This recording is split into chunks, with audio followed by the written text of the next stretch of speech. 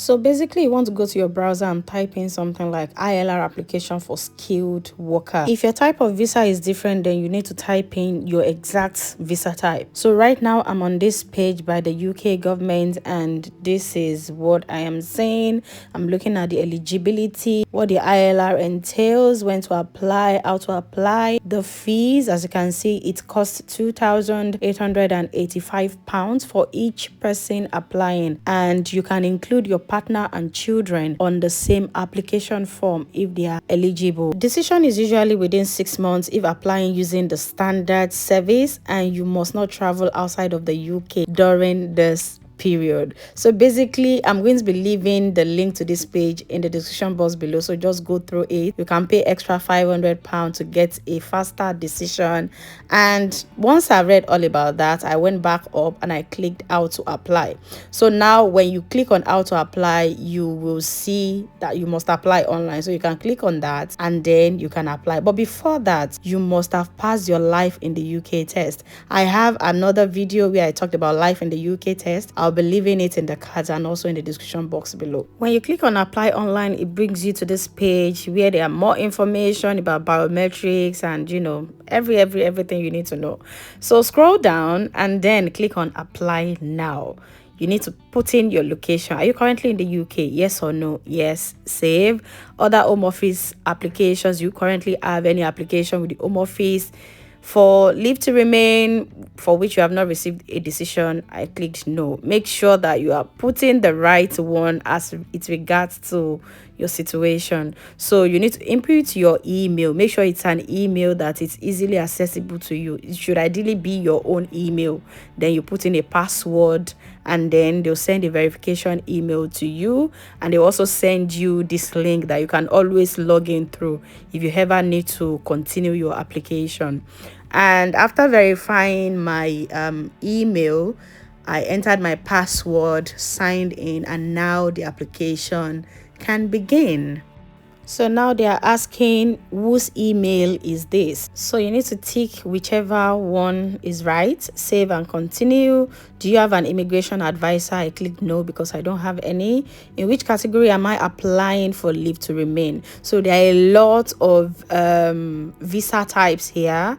Click the one that pertains to you. Now, because I was on a work visa and it's also known as a skilled worker visa, I clicked on skilled worker visa tier 2 and then continue. Migrant category, so skilled worker tier 2 minister. So I picked the right one. Save and continue. Now you need to check your answers, make sure that your answers are right up till that, then continue. You can actually edit and change your answers at any point in time. So now I need to answer questions about this applicant, which is me. So basically they asked about my name, my title, family name, given names, and then if you have any other name that you want to add, I picked no. Next, you have to confirm that you are happy to receive correspondence via that email and also your phone number. You input your address, when you started living there, and your sex and relationship status. You save and you continue. Your nationality, so your country of birth, your country of nationality, your place of birth, date of birth, and then save and continue. Next is your passport details. So do you have a valid passport? Yes. What's the issue date? Where was it issued? Your passport number. They will ask all those basic questions about it. Then do you have an identity card? Ideally, I should have just picked no here, but I picked yes, and then I had to input my passport details for this national identity card number. So as a Nigerian, I will ideally say pick no here because our NIN card, our Nigerian identity card in Nigeria, I think I tried to impute it, but they didn't accept it or something like that. So you can just pick no for that. Do you have other nationalities? And how long have you lived in your country? Then the date you first entered the UK, then your visa or leave to enter or remain in the UK. You need to enter the date, date, month and year. And if you don't know the end date, you can just click on that and continue. So next, you need to confirm if you spent any time in the crown dependency areas, and then also if you spend time outside the UK. So for me, yes, I spent some time outside the UK during my 5-year period. So I clicked on yes, save and continue. Now I have to give the details of my time spent outside of the UK and crown dependencies. So I actually traveled a total of 3 times during my 5-year period. 2 times to Nigeria, 1 time to Italy. You need to remember that one of the things considered for your application is that in any 12 months of your stay in the UK, you must not be absent from the UK for more than 180 days. That means even if you traveled 10 times outside of the UK within a particular year, the total of those 10 travels must not be more than 180 days. So you need to fill in all the countries and all the times that you've been outside of the UK. Like I said, when I started my application, I've only traveled twice, but by the time I'm finishing, I've traveled 3 times. So I had to edit and put in everything. Next, you put in the evidence to support your reasons for your absences from the UK. So evidence include letters from your employers, your application maybe to another country for the visa, official statements. There are a lot of options to choose from, and you can click on order to put your own evidence if it's not on the list. And if you click on what evidence do I need to provide, they give you more explanation of what the evidences are.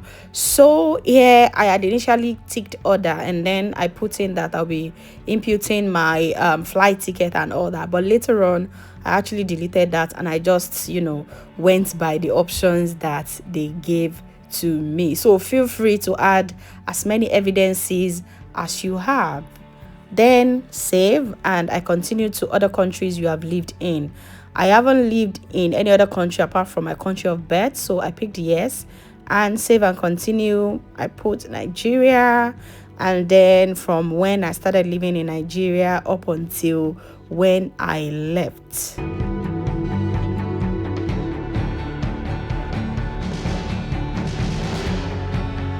If there's any additional country that you have lived in, you should impute it. But for me, there was none, so I picked no. Save and continue. My national insurance number. So that's your UK national insurance number. And then the next question is about life in the UK test. You need to pass this before you even start applying at all. So by the time you passed it, they'll give you a reference number, which is what you will impute here. I have a video about that. I've linked it in the cards and also in the description box below. So now I impute it, save and continue. Problems with immigration to the UK. Have I been refused any UK visa or any other visa? I picked no, and yeah. So save and continue. Now my sponsor license number. So your sponsor license number is the sponsor license number of your current employer, the current employer who gave you your current certificate of sponsorship. Now you need to put your salary details, hourly rate or annual rate, and weekly hours that you worked. You need to understand also that all these must meet the Home Office's threshold. So I had to go online to look for my SOC code, but you really don't need to do that. On your COS, all this information are there on your COS. And if you are not sure, you can actually check your payslip for hourly rate or annual salary, as the case may be, and also about the weekly hours worked. So once you fill in all that, save and continue. Now the next part is convictions and other penalties. So is there anything that you've been convicted or penalized for? For me, I had a driving offense at a point, so I put that there, and then you click which one applies to it, and you give them more details if necessary. So continue, and you will see that you can always return to this application later. So at any point you can always return if you need to. Now you need to answer questions about terrorist activities, terrorist organizations. Are you part of a terrorist organization, or what are your terrorist views and things like that? Are you a person of good character? You let them know if you are or if you are not. So click yes or no, and then continue. Now the next thing is your Home Office reference number. That's if you have a previous application with them, which I do not, so I clicked no. Next is your biometric residence permit. So click if you have it or not, and then you input the details as necessary. Where was it issued? Enter your permit number and things like that. After that, they'll bring you all of your details, and you can always change anyone as you deem fit. Click on continue, and you'll be able to add a dependent if you have dependents. Next is public funds. Did you or anyone else who is part of this application receive any public fund? I picked no because I didn't. Next thing is to verify consent. So you'll be able to download this document, which you need to sign and present on the day of your biometrics. So click that you provide it and continue. Next is consent for the Home Office to request verification checks for joint account or third party. And then you will now see the mandatory and other documents that you need to provide. So tick that you are happy to provide all those, and then you will be sent to the declaration page where you declare that you are happy to move forward. Because once you make that declaration, the next point is to pay, and once you pay, you cannot go back. So I decided to pay for priority in order to get my decision within 5 working days, and that cost me £3,385. Payment was successful, and the next thing was for me to book my appointment. So you can print the confirmation of this payment, and it will also be sent to your email. Now you can download the mandatory documents that you need to bring for your appointment and also book your appointment. So click on continue. You'll be automatically redirected, and then get your access code. You input your email, they'll send you an email, you get your code from there, you input it on the website, and then you'll be able to go ahead and book your appointment. So once you are in, you are able to book an appointment and also upload your documents. So this was what I did. It was so easy to find an appointment to book, although I had to pay extra in order to book my slots. As you can see, most of the dates were not available for me. There were no appointments available, and I had to keep going on to the next and the next and the next before I finally found an available appointment date, and it cost me £143 for that appointment. They have other services that they charge for, such as uploading of documents and interpretation and other things like that, but I didn't need any of that. I only picked proof of appointment or something like that, and then I paid. And after that, I was able to continue with uploading of the documents that were requested, and that's it. Next thing is to show up for your biometrics appointment and wait for the decision on your application.